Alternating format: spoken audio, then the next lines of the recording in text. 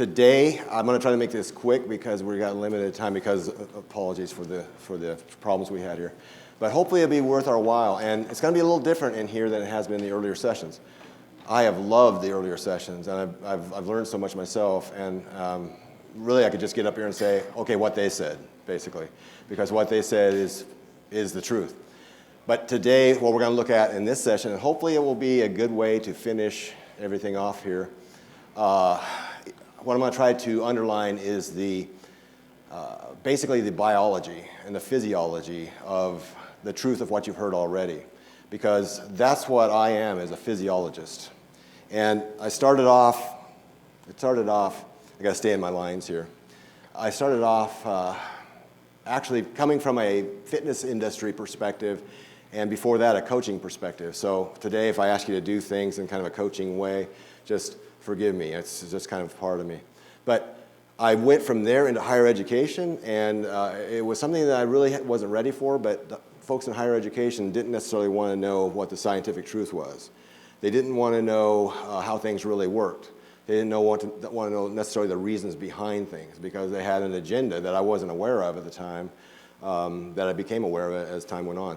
I will try to relate that story to you as we go throughout, but I'd like to have this be more about you and less about me. So anyway, Battles of the Sexes, junk food and junk sex. I thought I had brought enough of these for everybody for this session to have one, but it turns out by the time I gave some away today and also just the transit here from Nashville, I don't have quite enough for probably everybody, but I would ask you if you're from Notre Dame, you have a group from Notre Dame, take one for that group. If we can spread them around, I think everybody can be able to read it eventually amongst yourselves. So just make sure that I don't forget to have you come get one of these before it's over here. And let's see here. I'm not used to this computer. Okay, Battle of the Sexes. Let's see if I can get this thing going. Okay, the first thing I want to say, and I want to say it strongly, is that not only does social science back everything you've been taught so far about the importance of marriage and the family, but hard science does as well.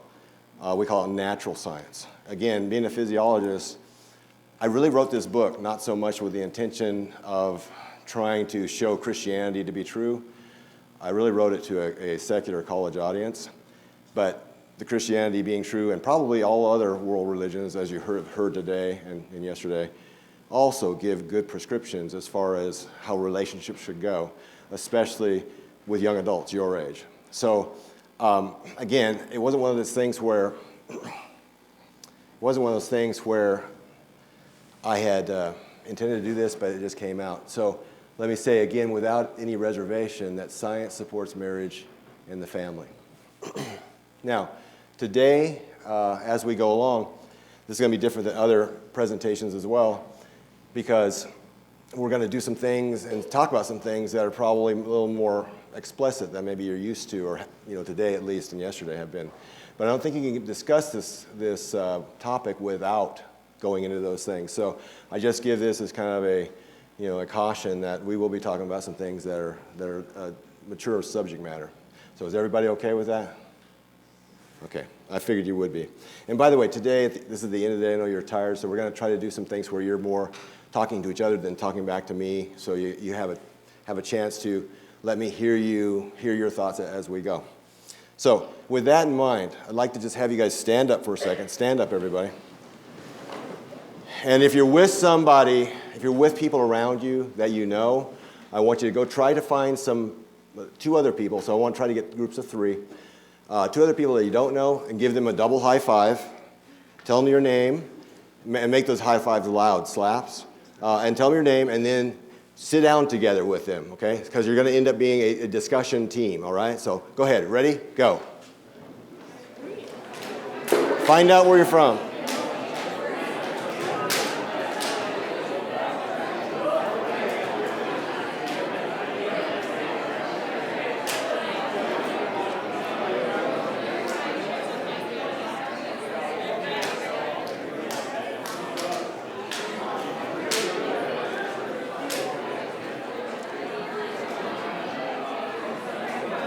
All right, that's good. Go ahead and have a seat with your discussion team, your new friends.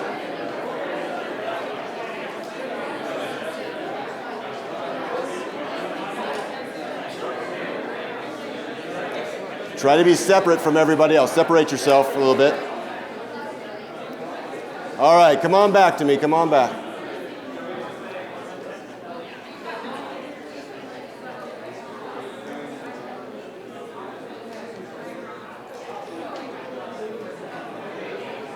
All right. All right, come on back. Now you got your discussion team, all right? And again, I have a coaching background, I have a fitness background, and so I'm going to quickly try to give you a little picture of what I did at Middle Tennessee State as far as creating a women's health program and a women's personal conditioning actually class and program. And it was all based around this team process. So you're going to be living that out as we go. But the battles of the sexes, and if you want to take notes or you want to take pictures, I would encourage you to do it because so few people really know this. A lot of this information has not been known. Within the last 10 years, it's been discovered. So if you want to be able to back up, and I know the Love and Fidelity Network's theme is to be able to take the best arguments back to your universities, then some of this will be good, I think, for that, along with what you've heard already. The battles of the sexes are the 21st century fight of both sexes against a mismatch. Now, I'm not saying that there isn't a battle of the sexes, and we're going to talk about that. And that's tied up in this. But really, with the science that we have now, some of you can't see because of me. So with the science that we have now, we could eliminate, I believe, the battle of the sexes. A lot of what we've talked about, the Me Too movement, all of it, the Kavanaugh situation, if that science was applied, if enough people knew about it. And I'm hoping this is the beginning of that, along with the other students I've been honored to be able to speak to. So, it's a mismatch. This is the mismatch between our rapidly changing culture, and you've heard about that, and we've all experienced it, and our inherited, genetically encoded human sexual nature. I'm going to say the last part of that again. Our inherited, genetically encoded human sexual nature. Have any of you ever thought about having a sexual nature as a human? I want you to think about that, and we'll come back to it, okay? And if so, what does human sexual nature look like? What does the behavior look like? The behavior patterns. Sometimes, again, remember I'm a biology, physiologist type of guy. Sometimes we can learn the most from looking at other species about our own species. How many of you in here have ever had a dog? Raise your hand, okay? How many people know somebody that has a dog? So that covers almost everybody. Do they have a sexual nature? Have you ever noticed it? How many of you ever raised a dog from a puppy to full grown? Did they change as far as their behavior pattern from the puppy to the full grown? Okay. What are the male dogs famous for? Humping. Humping, somebody says back there. Yeah. Let's give her a round of applause. That answer always comes up, and thank you for that. But what else? What are the male dogs famous for going around? Go ahead. Yeah, marking their territory. Let's give him a round of applause. Now, so, do the female dogs do that? Some, but not as often, right? Okay, so would you agree that the males and the females dogs have different patterns of behavior? Did anybody teach them that? Have you seen a mother and father dog out there teaching them how to do those things? Where did it come from? Innate, she says. Give her a round of applause. That's right. That's what we're talking about, sexual nature, okay? Now, again, most of you have been exposed to the idea that we basically become who we are about the time of your age by social influences. I'm not going to try to say it isn't any social influences. If I had to estimate, I would say about a third of it, of who we become as adults, is socially constructed, to use that phrase.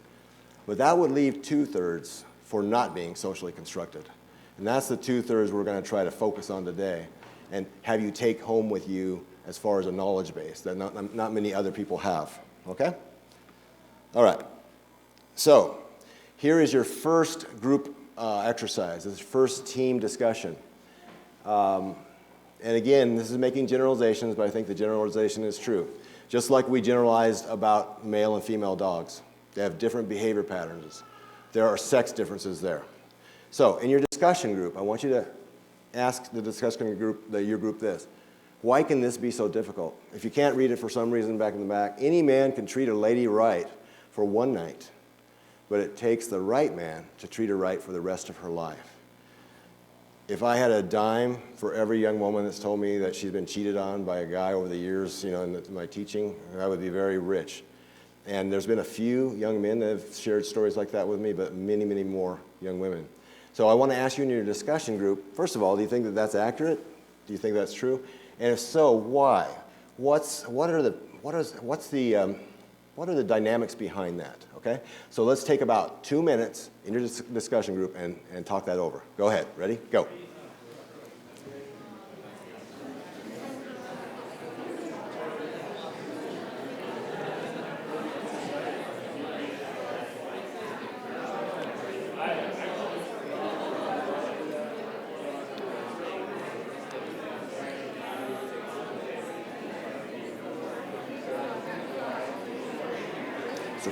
Is it okay for me to walk back and forth?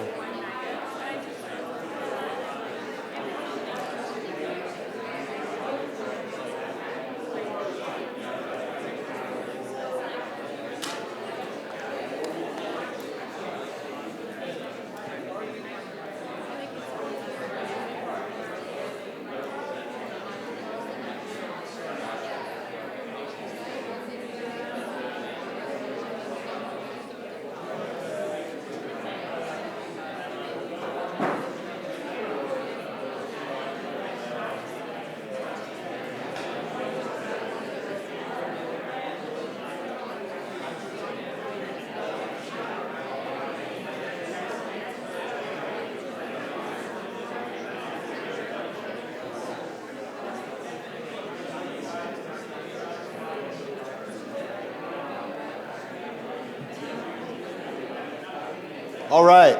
Because of time, only because of time, because I would love to have more time to discuss this, I want to take a sampling, please. And as we do some more of these, we'll take a sampling of different groups. But does any group think they have a really good answer to this? And if so, just raise your hand. Go ahead. Well, just from a very mechanistic standpoint, a guy can spread his genes very quickly. It doesn't take really any investment from him for a child to be born afterwards. Now, ideally, children need a lot of investment to develop well, but he can spread his genes to some extent just by sleeping around. So if I use the term reproductive fitness, would his reproductive fitness go up by sleeping around? Yeah, at least if he's pursuing a strategy where he doesn't really care about his kids. Right. Let's give him a round of applause. Okay, now, before we go any further, let me give you a caveat. I'm a Christian. I was raised in a very conservative and literalistic church. And so I have a lot of respect for that. Anybody has those beliefs, I respect it very much. But as some of the speakers have said today, actually I think it was Professor George, said the truth is something that I've always sought as well. And when I became aware of the science, it's been years and years that it's taken me to learn these things, I had to shift my belief system to some degree to show that those days of creation it talks about in Genesis 1, I think were a lot longer than 24 hours. And again, when you take natural selection, sexual selection timeline, and you put them together with Genesis 1, if they are longer, then it remarkably all matches up. So I'm a Christian that's come to believe that God has used this process, natural selection, sexual selection that we're going to be talking about, as the creation process, or at least a big part of it. So if you believe differently, that's not a problem. But I do want you to know this information. And again, this is what science is telling us, hard science is telling us, okay? Clear on that? Okay, good. So another group. Anybody else have some thoughts on that? Go ahead. We just kind of talked about how it's easy for someone to put on a facade for a night or for a day, but they have different morals and values that don't necessarily come out in just one night. Mm-hmm. And it comes from a background of how they were raised. And Socialized to some degree. exactly. But the home, the socialization in the home. Absolutely. Right. Let's give her a round of applause. Okay, good. Good. Anybody else?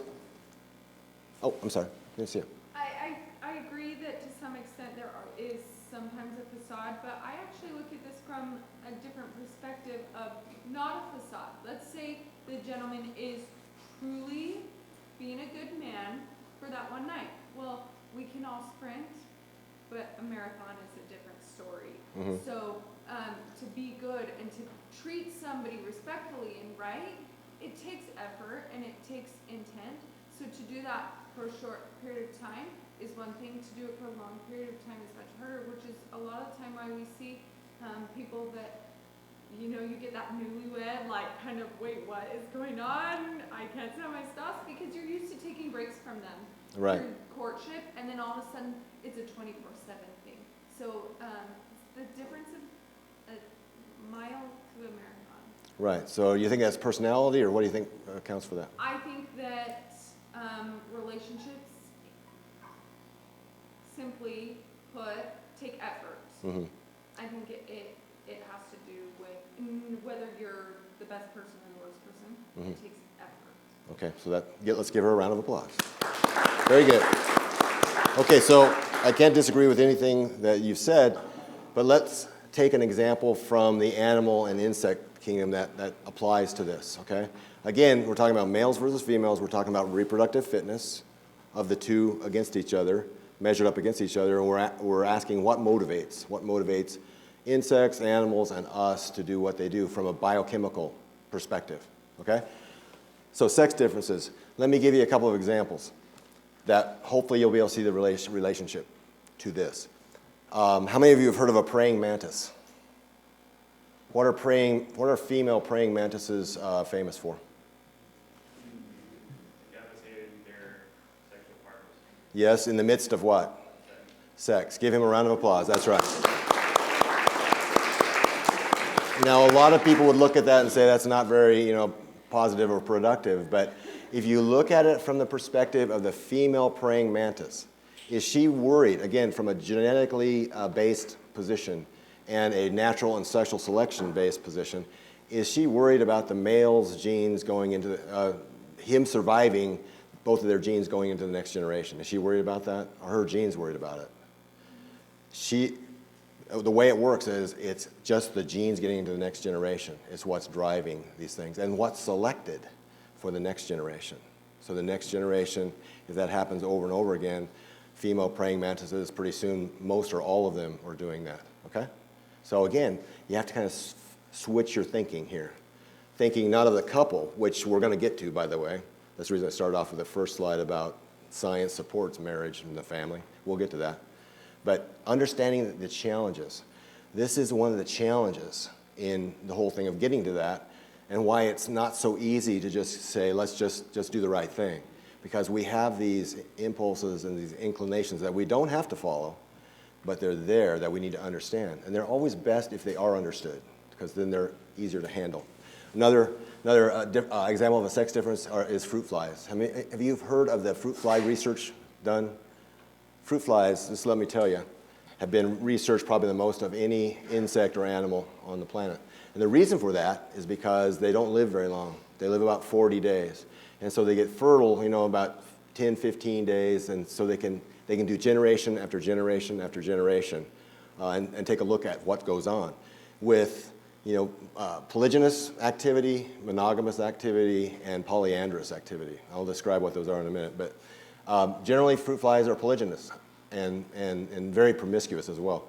And what happens is the male, in this case the male, his semen actually does 4 things. And one of them is it gives the female an anti-aphrodisiac, delayed. So she doesn't want to have sex very much after he and she are done. It raises at the same time her egg production. Okay, so her egg production is higher to meet with his sperm. It kills other male sperm that are in the tract, in the reproductive tract. And finally, and most unfortunately, it's like spider venom, and it ends her life sooner than it would otherwise. Okay, ends the female's life, but not before she hatches the eggs. If you see what I'm saying. So again, sex differences lead to sexual conflict. Now, if you think about it, the different things, the Me Too movement, the Kavanaugh situation, however we think about that, however we feel about what happened, what was going on, that typifies a type of sexual conflict. And it comes from a sex differences basis. Because if everything was equally beneficial to both sexes, there wouldn't be any conflict. And I think you named it as far as one of them. Males have higher reproductive success if they, in all these different animals and insects, if they are able to inseminate a lot of different females, okay? So, but let me tell you this. This is kind of the hopeful message here, because I don't want to forget about it in the end. What they've done with these fruit flies is take them out to 47 generations of mating, and they force them to be monogamous. They forced them to be monogamous.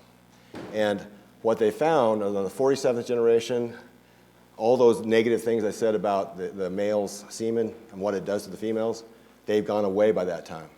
And actually, those two flies, I know it sounds kind of weird, but those two flies, their reproductive interests end up focusing on that hatch that they have together, and basically their tendencies to want to do the other things that was present to begin with, the semen situations that was present to begin with, have gone away. Now, Dr. Rarick spoke about evolutionary biology, evolutionary psychology. The people that you hear teaching you this stuff in the future, because I think it will be more the way of the future, because again, science is discovering some pretty important things along this line. Most of them are atheists. Again, I've described what I am, but they're just going with again, the scientific truth that they're seeing. But even they, when they're asked to compare humans to fruit flies, even they, I can think of 4 world-leading researchers in this area, even they have recommended, they say we have no reason to think that sex differences and sexual conflict would dissipate, and it would disappear probably completely if humans were forced to be monogamous over enough generations. The things that cause human sexual conflict would go away as well. So again, we've talked about how difficult that might be as far as actually being able to, the solution that we've been talking about for 2 days. But we know that goal has a very, very rewarding finish to it, whether it's an animal, an insect, or us, okay? So let's go a little further and see if we can, again, apply it more to humans as we go. So our ancestors, their effectiveness at reproducing was what counts most in creating the sex differences, again, over time, over thousands of generations. And again, they say that it's taken 6 million years for our species to develop, 6 million years. The primate line has taken 70 million years. Okay, so again, we're going to go back to human sexual nature. We are related, very closely related, as you probably know, to 3 other species. Can anybody name those 3 species? Gorillas, orangutan, us, Homo sapiens, and chimpanzees. Now, again, each of those 4 have a different sexual nature. Each of those 4 have a different mating system, would be another way to say it. And what the gorillas have is basically what they call a polygynous. And I'm saying that with a GYN, not polygamous, but polygynous, which means 1 male and many females. The orangutans, they're a little less polygynous. Then we, I would argue, we're kind of a mixture between the 2. And then the chimpanzees are more polyandrous at certain times. When they go into heat, the females will mate with 30 to 50 males. But even that is not promiscuous, because they have a tendency to pick who it is that they're mating with. Again, because most mammal species have this polygynous pattern, that's the reason we have the phrase alpha male and not so much alpha female, if that makes sense. So again, the sex hormones that have been handed down and have continued to create these things are very, very crucial in all of this. And with women and men, it's another big part of why sometimes we have conflict with each other and conflict with ourselves. A lot of men and women don't even really understand the difference between the hormone experience of one sex versus the other. Can I get somebody to give me a guess? Well, we'll come to that in a minute. But men's hormones, and mostly testosterone, change only about 50% during the year. Does anybody want to guess what season that is? What season that the male's hormones, testosterone goes up? Summer? Okay, that's a good guess, but not quite right. Give her a round of applause, though. Come on. Okay. Spring? It's another good guess, but not quite right. Give him a round of applause. Okay. Is it winter? It's not winter. give him a round of applause. So what is it? It's fall. It's fall. Now, again, I'm trying to get you all to think through how we compare to other animals, so to speak. So in the fall, how many of you ever deer hunted? Or elk, moose, any of those. What do they do during the rut, the males? Don't they crash into each other? And the one that ends up being dominant ends up mating with a lot of the whatever it's called, the pack. I always ask people, to think about what we do in the fall, because their testosterone goes up in the fall when the days start getting shorter, and so does ours. What do humans do in the fall that would be similar to that? They get padded up, and what do? Play football. They play football. That's right. Give her a round of applause. That's right. Sort of a thing to establish domination. So you seeing these parallels, I think, are very important because they're there. They're underneath the surface, whether we really like them or not. Men's testosterone also cycles daily, slightly. When is the highest level of testosterone that men have during the 24 hours? It's morning. That's right. Give him a round of applause. That's right.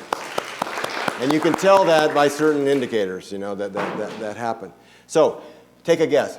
If men's is 50% per year, how much does women's cycle just in 1 month? JD?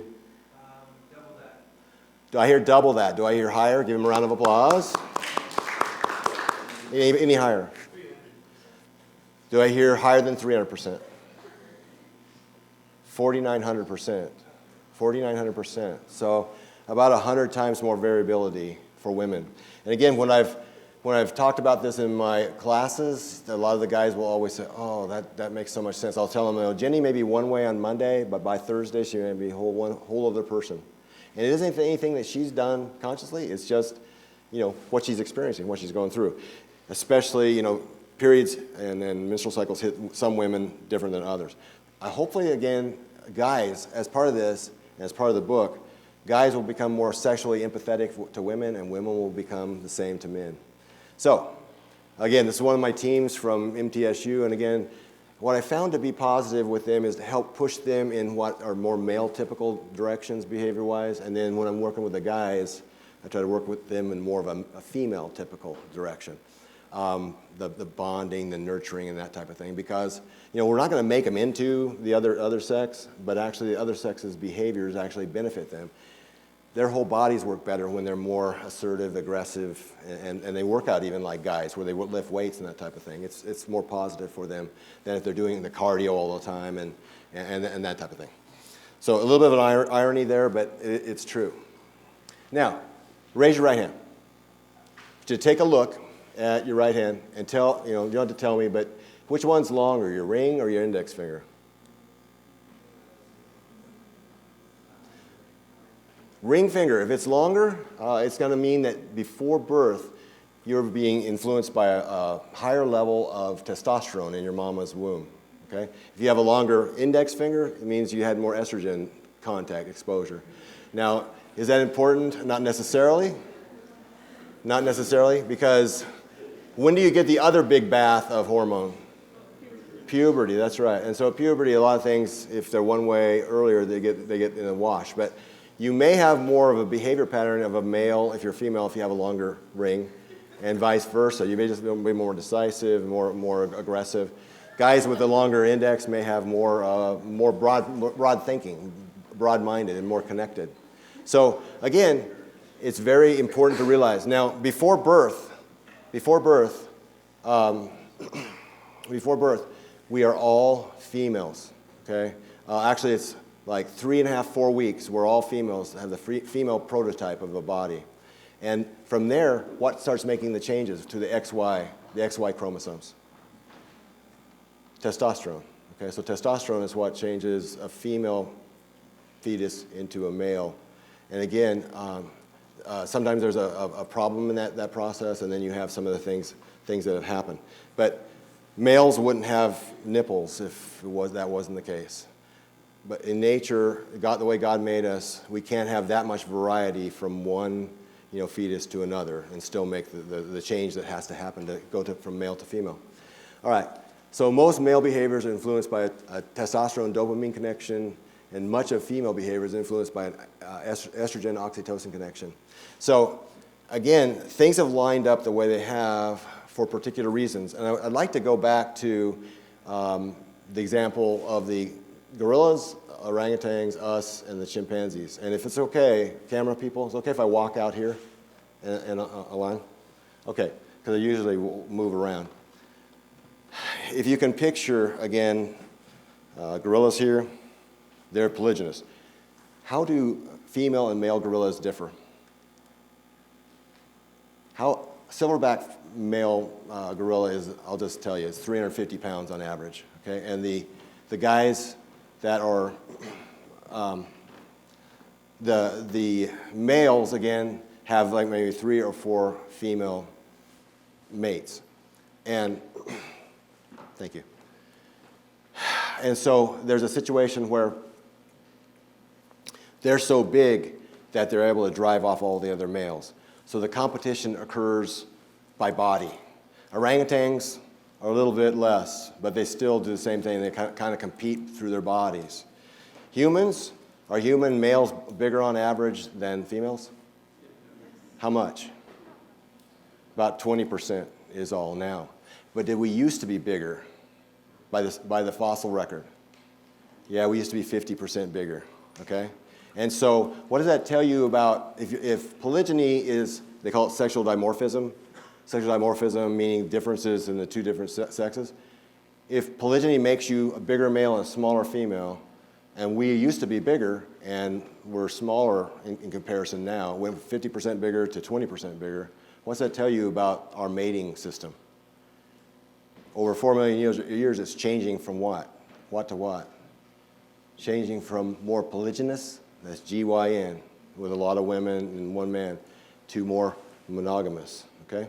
And again, the chimps down here that are polyandrous and promiscuous to a great degree, they have more even body size, just same as a monogamous type of a person people would be, or I guess you'd say hominin is the name of that family, okay? So does that make sense to you? That what the scientific record shows is that we have been changing over the last, especially 4 million years, from more polygynous to more monogamous, okay? So not just ethics, not just religion, although there shouldn't be said just, but also science is saying that we have, over these millions of years, have become more and more and more monogamous. The monogamy has been important in our development. Okay, now we can go back. Thank you, sir. Okay. Okay, thank you. Okay, so any questions on that? Okay, moving on then. Again, these create, before we go, I'll get, yeah.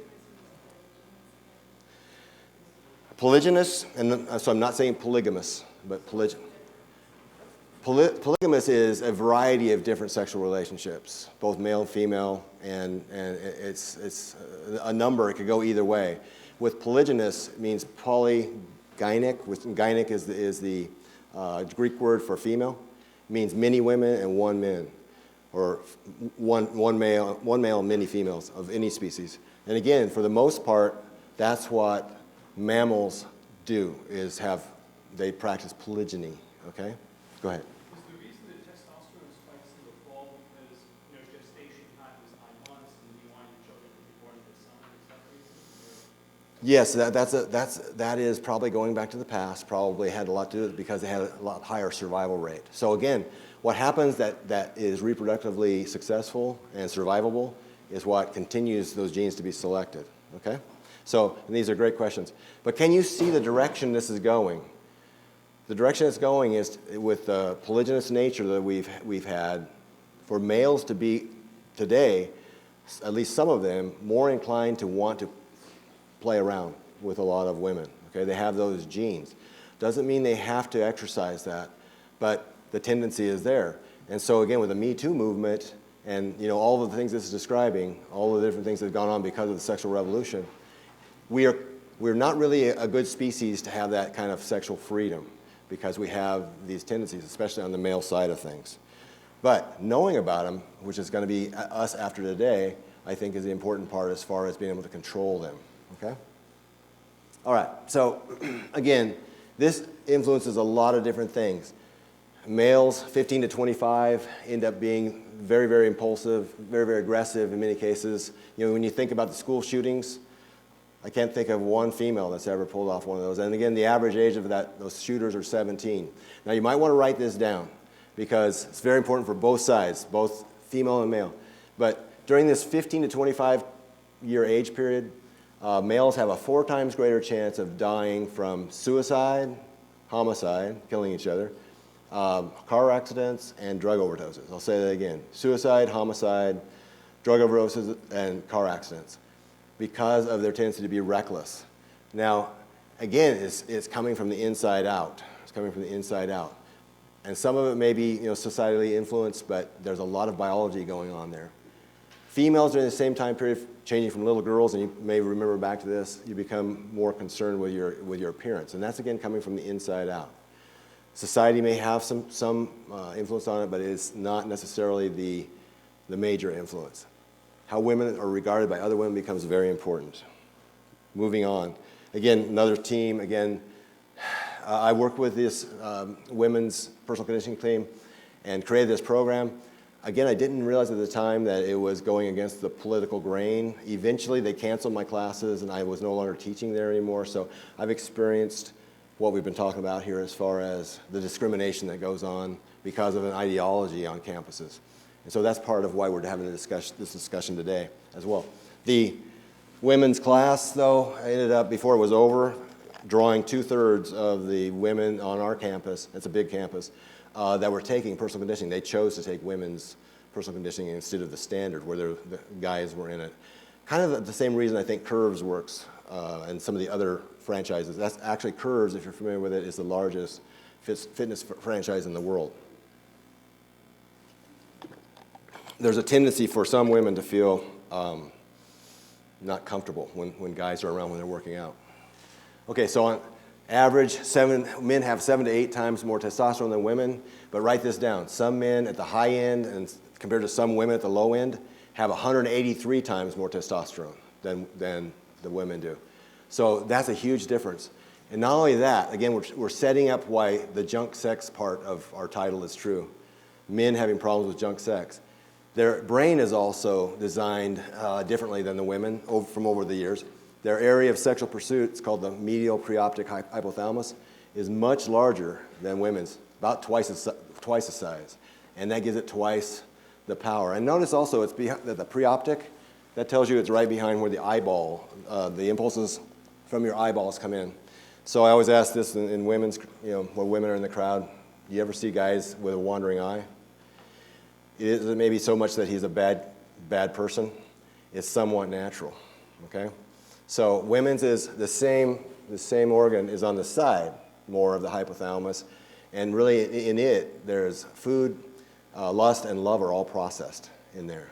And we're going to get to food with the junk food here in a little bit. But so again, this is set up by the experiences of our ancestors, and hopefully it'll become clear to you why it's all the way it is. Coolidge. You remember who Coolidge is? He has a famous effect named after him. He was on a farm with his wife, and they were, chicken farm actually. His wife and he were separated, and his wife saw these chickens, these roosters that were having sex, and asked the guy, and this one rooster was having sex a lot, and he asked the tour guy, he said, how many times she asked, how many times does that rooster have sex? And he told her, 20 or 30 times at least a day. And she goes, okay, go tell the president that. Okay, so I think she was trying to give a hint to him to be more active. And so the president said to the guy, she said, okay, I get the message here. He goes, does the rooster have sex with the same hen all the time? He goes, no, it's always a different hen. So he said, go back and tell the first lady, that. And so he did. That is the Coolidge effect, and it's not limited just to roosters. But humans, rams, sheep, cattle, they've done experiments with all these different animals. And what they found is these bulls, for instance, can go up to 12 matings in a row if they're all different cows. But if it's the same cow, or even if they substitute the cow later in the line he's mated with already, he won't be able to be aroused. Okay? They've done things where they tried to fool the bull by putting like a tarp over the cow. But they've never been able to fool them.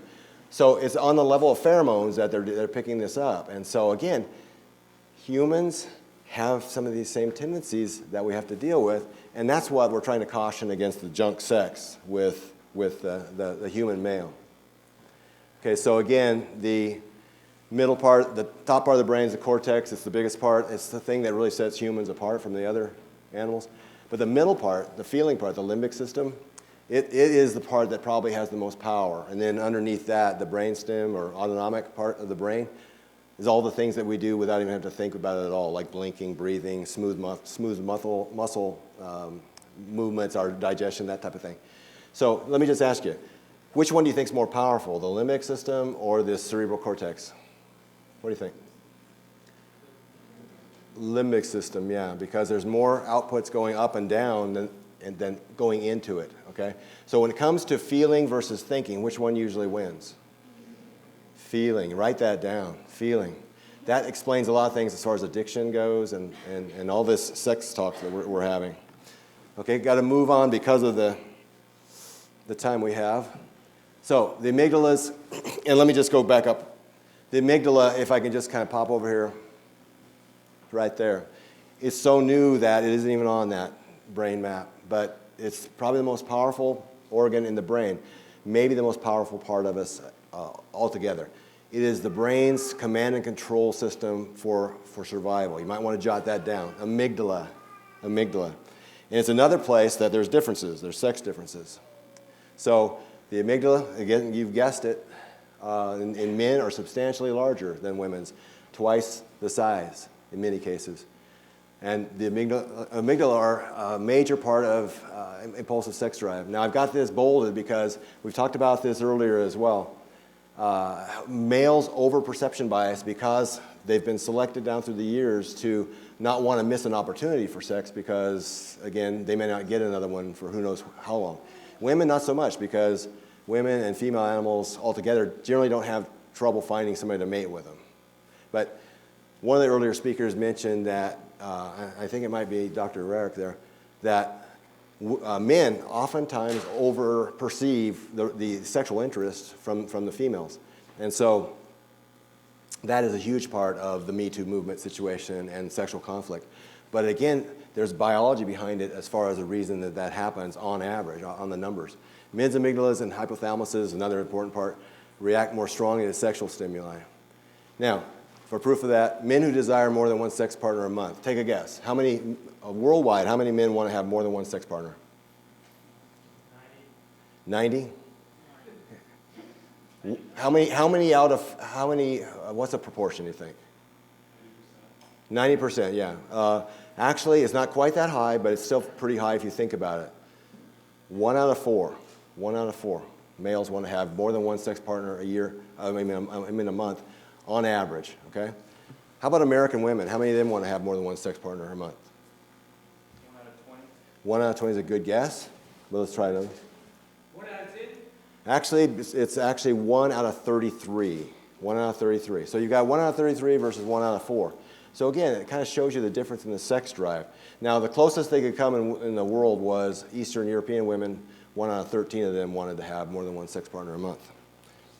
So again, generally it's a direction that for sex, for junk sex, men have more of a problem with it, okay? And again, there's biological reasons behind that. And part of the reason behind it is basically that women were scarce through much of our history. And what I mean by that is if we have polygynous men, if we have some men in a band of 100, to make it easy, of a hunting and gathering band that have, let's say they have 3 wives each, 10%, that's what they estimate, 10 to 15%. That takes how many women out of the pool? 30, right, to move along? So you've got 30 out of 100 already out. Then this young man that's looking for a mate has to look amongst the 2 young girls and then the two old women, and then part of them are also related to him. And there's a built-in aversion to incest in humans and most other species. So women, for the ones who weren't polyginously successful, were scarce. And so the genes of those polygynous guys got into the next generation. And again, over and over again, for a while, that happened. But eventually I'm going to describe, because of what happened in this next part, that pair bonding became the answer to that. Okay? But again, men's brains and the way they're chemistry is there because of the past environment that they came through. Okay? Scarce women made those brain changes and those chemistry reactions come up. And back in those days, the mismatch, there was no mismatch because it was success for them to be able to, practice those kinds of behaviors that we've talked about. For women, food was scarce. Okay, now follow this. And women's amygdalas react more strongly to food. So again, I'm going to ask you guys to come up here in a second here and just take a look at some of this stuff. But then what I've done with my health classes is try to put it in a way that they can absorb as far as understanding themselves. Everything that's sweet raises your dopamine. And again, dopamine is, as we've heard earlier in the day, is the anticipator of pleasure. It is the thing that if something makes you crave it, it's going to raise your dopamine. Now, normally when you get a high off of that, the high starts with that, but then it's actually, the reward is serotonin rises, you've heard of that, I'm sure, and then oxytocin, which is the bonding chemical, and then probably most importantly, opioids. You've heard a lot about that. That's your complete high. Dopamine affects both sexes, okay? And because men can fall prey to that as well. But it's one out of three that men have to deal with. The other two, plus the first one, women have to deal with as well. The serotonin situation, again, it's the one that makes us feel good, happy or sad, depressed or not depressed. Women have a tendency to run about 50% lower on serotonin. And so they have a tendency to eat a certain way, eat a certain pattern. I've got a lot of that kind of thing up here. They have a tendency to snack over their day because serotonin is made from a small amino acid called tryptophan that the way we eat today and the way we don't exercise can't get across what they call the blood-brain barrier. But when you eat or drink stuff like this, it raises your insulin real high, and then that clears the blood-brain barrier, and then they're able to get the tryptophan across, and the depression goes away. So women have a tendency to do that, and when they do that often enough, what happens on their body? Goes around the waist, doesn't it? Okay? So again, women's obesity levels are continuing to rise. They're at 40% and continue to rise. Men's have leveled off, and they're lower to begin with. And I expect that to continue in our society. They're predicting your age group, women, 2/3 of you will be obese if things don't change by the time you're in your 40s.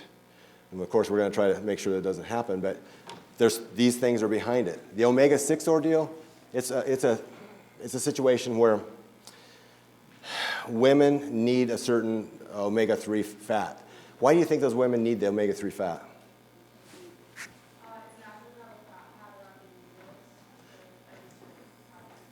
Yes, uterus and also the other, upper legs, thighs, that type of thing. Go ahead. Babies' brains are made of fat, including omega-3s. Yes, babies' brains, if you didn't hear him, are made of fat, especially omega-3s. Let's give them both a round of applause. Now, because of the logistics here, I can't really, have you all come up and because of the time. But I have some things here that I'd like to show you. I normally show in my classes, I actually hand them out. But because of all this that we're talking about, the dopamine drag, the serotonin situation, the omega-6 ordeal, how much of Americans' food supply is accounted for by these, the sweetened drinks? It's a leading supplier of calories in our diet, 20% of from all the sweetened drinks. What's the number one restaurant order for women? I don't know if you can see this, but French fries, okay, to make it quick. Number one restaurant order for men? Hamburger, okay? How many pounds of sugar are there in the typical American adult's diet per year? And to save time, I won't have you guess. 150 pounds, 150 pounds. Now, what I was going to have you do, and by the way, in class I call this basically liquid candy. This is a solid candy. 56 gallons of this is drank on average over the course of a year by an adult, and 22 pounds of the solid candy is eaten. Okay, so again, there's no wonder why we are moving in the direction we are obesity-wise. But there's some, again, parts of this whole battles of the sexes, that's the female's battle of the sex to deal with. There's some biology behind it, and the mismatch, again, between the environments that we used to have versus the one we have now. Because the environment that we used to have, the females and the males had to really scrimp and scrape in order to get enough food, okay? It wasn't anything like what we have now. And basically, again, the life, okay, this is where the life story, I'm going to tell you, of a Paleolithic woman was really set up on this eating or not eating. And this is really the physical basis of monogamy that we're going to talk about here. But we can't really emphasize enough the importance of committed romance from just a historical, physiological, human perspective. Human pair bonding made our species possible in the way that it was. Because, now hear me on this, the human brain has doubled in size in the last 2 million years. It's doubled in size. At the same time, we were moving away from polygyny towards monogamy. The reason it did that is because the life story of a 110-pound Paleolithic, which is like 2 million years ago and forward, really tells a story because they were wandering 4 miles up to 12 miles a day, some of the bands, to find these things. They were rooting around for roots, literally, that they didn't have fire to cook yet, so they had to chew it for an hour. It was one of those things where unbelievably amount of effort went into trying to get enough calories. And when they did get enough calories, the women ended up, as they got older, they ended up having a cycle. And when they had a cycle, they eventually got pregnant. And when they got pregnant, they needed 500 extra calories. Now, again, you have this whole situation with polygyny going on. You have this band wandering around. Something developed here, again, in this last 2 million years. And what that was monogamy. Without a man and a woman working together on this, and there wasn't just the first baby being breastfed and then getting old enough to be on its own, and then she gets pregnant again because she's no longer breastfeeding again. She ended up with 3 or 4, 5 or 6 maybe. If a man and a woman didn't start cooperating there, our brains wouldn't be the size they are now, because you have to be in calorie surplus for those brains to develop into 5 times larger than the average animal that would be the same size as us, 3 times larger than any other primates. That is the key to what's made humans human today the way we are, and our accomplishments. That's why we're on the moon, and other species haven't even spread across the whole world. It's given us the capabilities that we have. And hear me now, it came from that sexual cooperation and love that comes between a man and a woman. And that's where, again, that bonding, that conjugal, it was called earlier, that partnership, that's the historical relationship to it. That's the historical story of it. Much dependent on dinner and much dependent on having 2 people working on it. And this is where the whole trust issue between males and females, is important for the male to know that those children were his.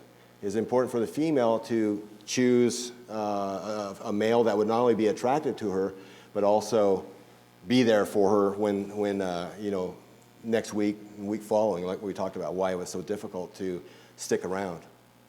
Now again, women, they're highly influenced by their cycles. The first part there, that's where they're going to feel the most energy. And also, if you're going to be libidinous, if you're going to make sexual mistakes, it's probably going to be, right around that ovulation time period. Actually, your whole system kind of changes during that time period. And so women aren't without their temptations, but women have historically had a dual purpose mate choosing system. We'll talk about that more in just a second. But toward the end of that cycle, where progesterone and estrogen are going down, because estrogen, we know now, is tied to serotonin levels, and because that makes you feel bad, there's a lot of excess eating during that time period. Now, again, what I was going to show you that I didn't get a chance to, because probably logistically won't work to have you come up here, but these are some of the vials of sugar, if you can see them from where you're at. That's how much sugar is in 4 pieces of Starburst candy, if you eat that. We need 3.5 of these for a Coke and that type of thing. So On the other hand, omega-6 fat our diet's filled with omega-6 fat, not the right kind. And when you don't get enough omega-3, ladies, do you think you stop craving fat? No, you just keep on craving it. This is McDonald's French fries, small size. How much fat is in it? Omega-6. So again, our society has really set us up to fail in a lot of ways. Female sexuality, we could talk a month on this. Drive is strongly related to estrus, that part right around the ovulation. Female choice, I mentioned that earlier, dual purpose. Somebody's going to provide but also have good genes. Now, guys need to understand this, that women's pelvic nerves are all different. Some of them are more wired to the clitoris, some to the vagina, some to the cervix, the mouth of the cervix. We know now that women are all individual this way, and so sexual relationships don't really work with it when it's hit it and quit it. And it really screams for monogamy. It screams for men and women to get to know each other and stay getting to know each other. The perineum is the area between the anus and the vagina and the anus. Women need to be able to relax, but also be stimulated to some degree, but also relax in order to have their what they call high orgasm. Semen is a positive. It has a bunch of those chemicals I named earlier. But if you're hitting and quitting and you're using safe sex, that's never going to happen because you have a condom on, hopefully. And female oxytocin actually rises and testosterone falls. Well, it rises a little bit, but not as much as male testosterone rises after sex and female oxytocin falls. So all those things scream monogamy. Monogamy, that it is the best for us. Sexual motivation, I mentioned that earlier. So, again, pheromones are underneath this. And I'm just going to let you take a look at that because we don't have time. But there's this whole chemical world that's going on that we don't even know about consciously that makes us either attracted or not attracted to other people. And things like French kissing and oral sex allow that to be tested, the chemistry to be tested. And as we said earlier, the unconscious mind really is stronger than the conscious mind normally, unless you overrule it. With men, women and men worldwide have shown the three same criteria, top criteria, but then it changes. Women want more earning potential, men want more looks. That goes back to being able to support that baby. Only 3% of animals are monogamous, so we've got an uphill battle. The only other primates are gibbons and marmosets. Now, when you look at traditional societies, there's almost no polyandry, the one woman, many men, and you see the rest. This is what we were talking about earlier, sexual arousal, and this is what I was going to have you do in your group, but we don't have time. The next group was to talk about what sexual arousal does to males. Is it more dangerous for males to be sexually aroused as far as aggression goes than females? The short answer is yes. That's what the research has shown on the biological level.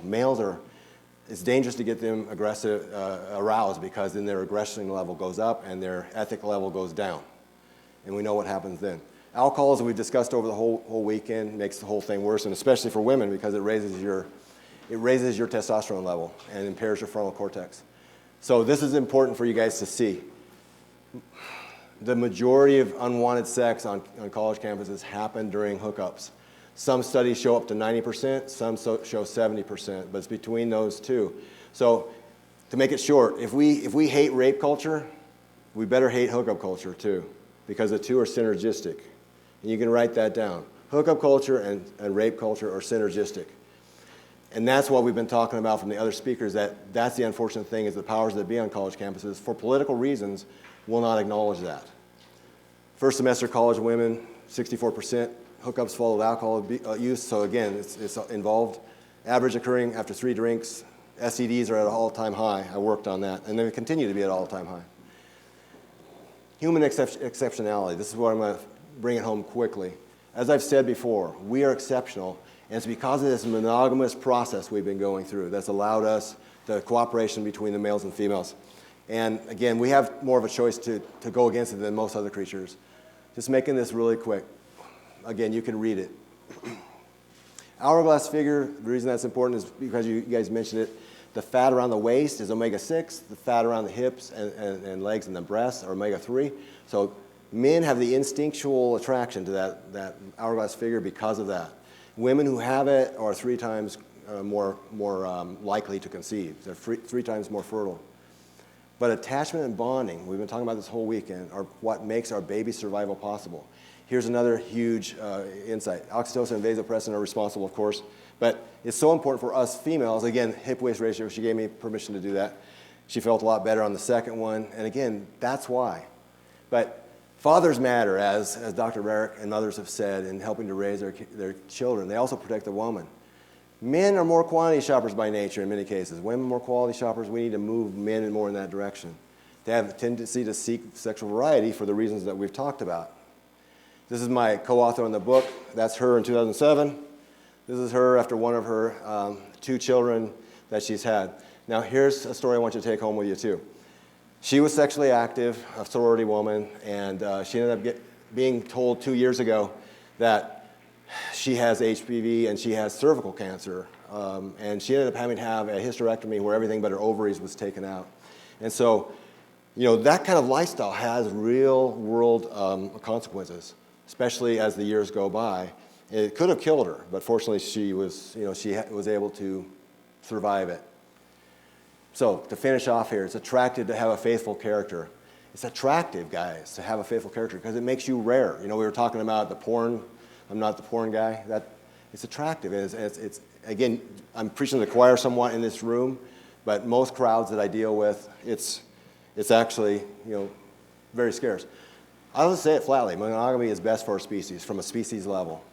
It's getting divorced has the same health effect as smoking a pack of cigarettes. A woman who gets divorced has 50% higher chance of death by all causes. A man has 250% chance. So men really take it badly. Sometimes the reproductive nature, especially men's, makes monogamy challenging, as we said. But our special cerebral cortex can allow us to be intentional. Some research by a Harvard man has shown recently, just came out in 2017, that millennials want to learn romance.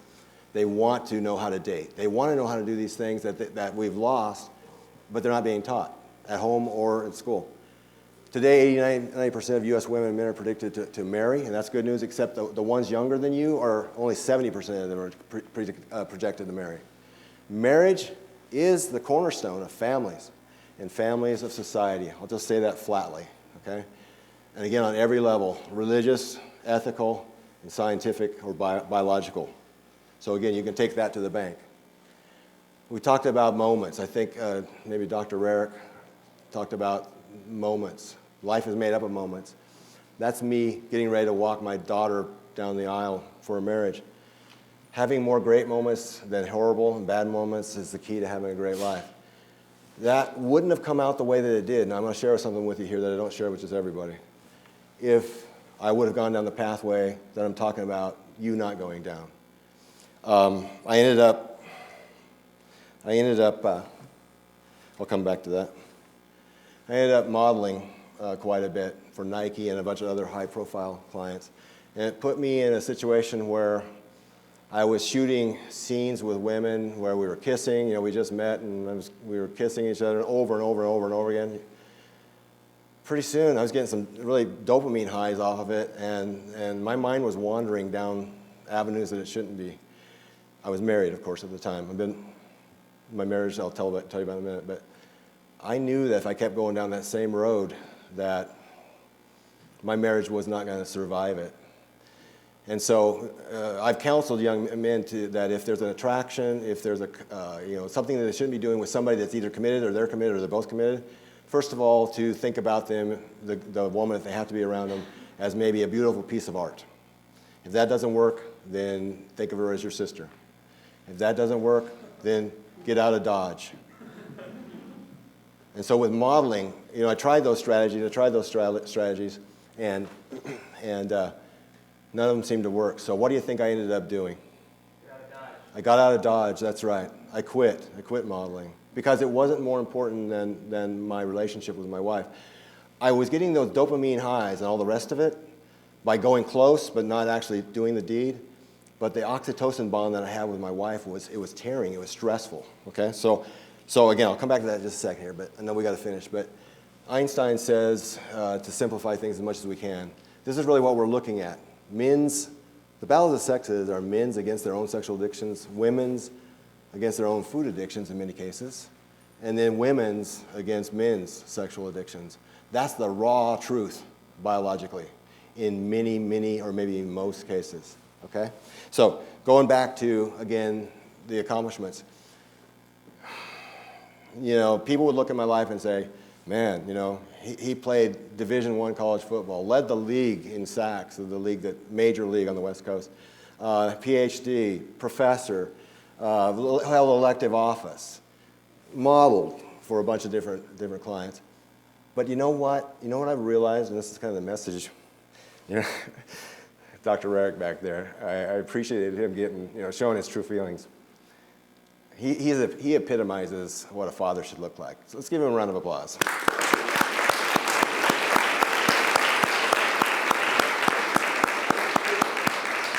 He shows what a father should be by being one. You know, he shows a picture by being one, living it. And that's what I'm trying to do here with you right now as well. It gets to me a little bit emotionally, but the greatest accomplishment in my life, I've realized, is staying married to my wife. You've seen her around probably. She's a handful.